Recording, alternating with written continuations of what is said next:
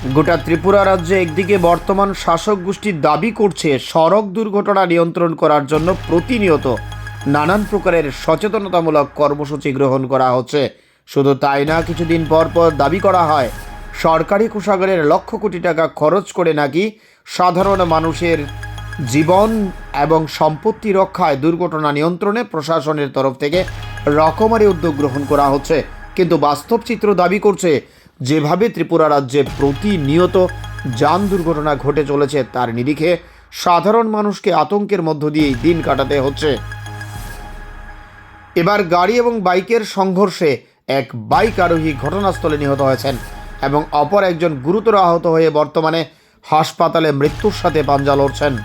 আহত ব্যক্তিকে প্রথমে মেলাগড় হাসপাতালে নিয়ে যাওয়া হলে উন্নত চিকিৎসার জন্য জিবি হাসপাতালে রেফার করে দেওয়া হয়েছে।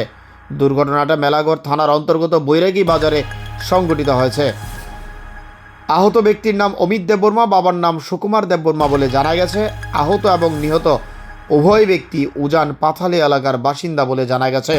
গোটা ঘটনার পরিপ্রেক্ষিতে এলাকা জুড়ে ব্যাপক চাঞ্চল্য তৈরি হয়েছে এবং বরাবরের মতোই দাবি উঠছে যান দুর্ঘটনা নিয়ন্ত্রণে উদ্যোগী ভূমিকা গ্রহণ করুক প্রশাসন। Bureau report, Tripura news Bangla.